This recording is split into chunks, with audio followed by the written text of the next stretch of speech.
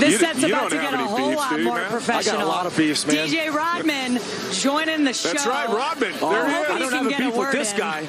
How cool is that guy looking? Come on back. TJ Bamba lost it. Will Richardson comes away with it. No foul yet. Rivaldo soars. Blocked by Rodman. What a play by Rodman. Game-saving block by Rodman nonetheless, because if he completes that dunk, it's a 5-point game with 10 seconds left. It's probably over. So when that happened yesterday, I immediately text our producers and say, make sure we clip that up, because if Washington State wins, we're going to have DJ Rodman on the set, and we're going to ask him how on earth he got that block. Well, the bad news is Oregon won. The good news is you're here today. Yeah, it's a pleasure being here. I'm happy to be here. DJ Rodman, our player analyst. We finally got somebody who can talk some basketball on this set, which I'm really excited about. Congrats on a terrific, the push that you guys made at the end of the season, winning 7 in a row. So close to completing an unbelievable comeback against the Ducks. But can I ask you now about that block? Because tell me from your perspective what you saw on that. I was on the left wing, and as soon as CJ turned the ball over, I could see the defeat in our teammates' eyes. And I even started walking back, but that was all strategic. I knew that he was going to go and try and dunk it, because that's the type of player that Rivaldo Soares is. He wants to be flashy, but I didn't want to give up. I wanted to win that game so bad. Being a senior, I wanted to. When he cranked it back, when he cranked it behind his head like that, did you say, now I got a chance to block that one? Oh, I didn't even know he was going to crank it behind his head. I thought he was going to dunk it. And I blocked it with my elbow. You guys could probably see it, or you guys probably saw it, but I blocked it with my elbow instead of my hand. So, I was happy he cocked it back. Very surprising. But that's the crazy part. If he hadn't cocked it back, he probably would have had to foul him.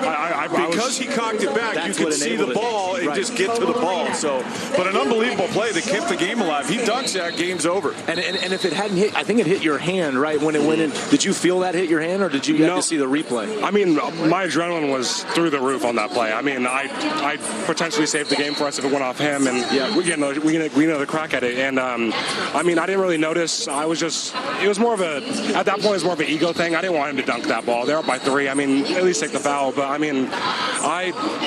what was racing through my head is I wanted to win so bad. I wasn't going to let him go dunk. I wasn't going to let them get an easy bucket. And you guys were so close to. You were down 19, and then you came all the way back, and you had the lead, and it was tight at the end. And Fali Dante obviously got hurt at the end.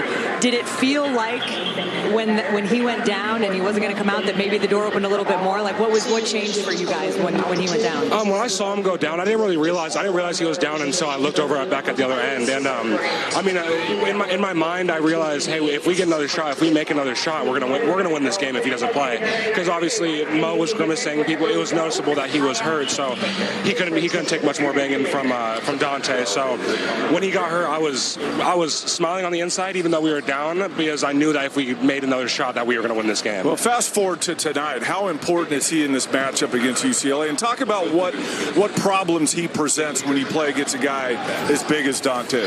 He's 7 foot, but he seems like he's 7'6" with that wingspan. Bona's gonna have a big task at hand, and if he gets in foul trouble, I don't know how UCLA can keep up with Dante. I don't know if Etienne or Nuba can contain him in the post. I don't know. I don't know what their plan's going to be. How about just this Oregon team? What are the challenges when you were out there last night? What did it feel like in that game that you guys maybe struggled with a little bit? I think it was their depth. I think us playing a game the day before really hurt us a little bit because, it was very evident that we were exhausted because of the game before, and their depth just got us. They have 3 starter caliber players coming off the bench with Bartholomew, Guerrier, and Kelly Ware.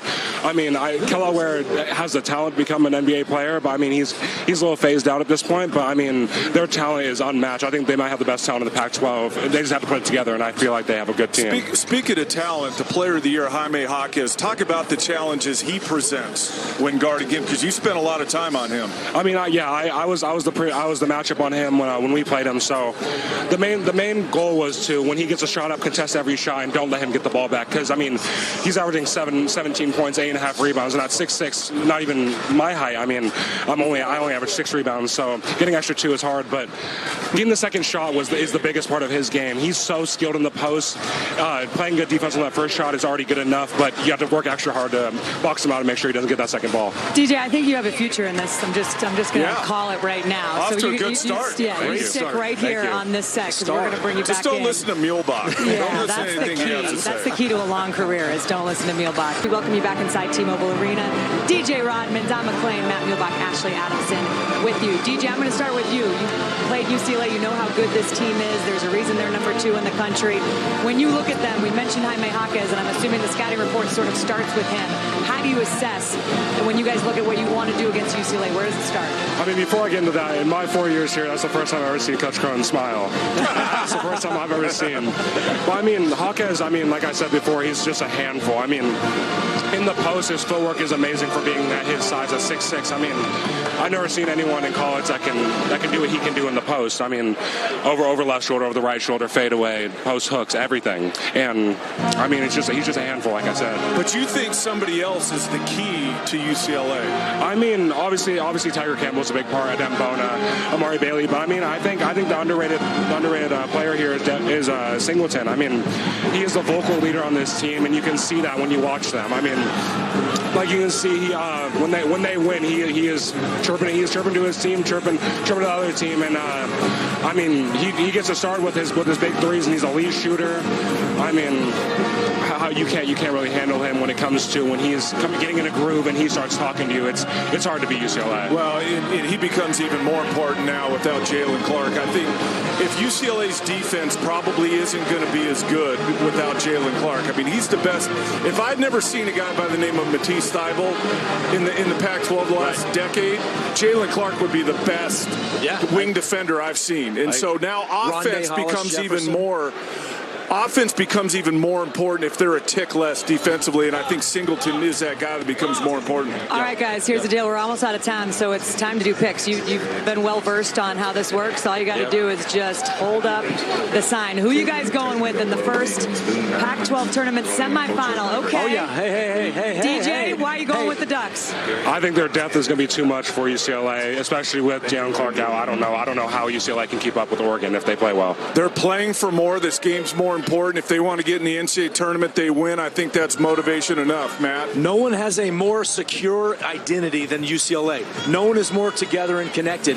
And by the way, we just found out, DJ Rodman, if they had this award, the highest IQ in the Pac-12. There you go. Far. I appreciate it. That's a no-brainer, obviously. Nice job, DJ. DJ, Thank you. you're Thank you very terrific. much.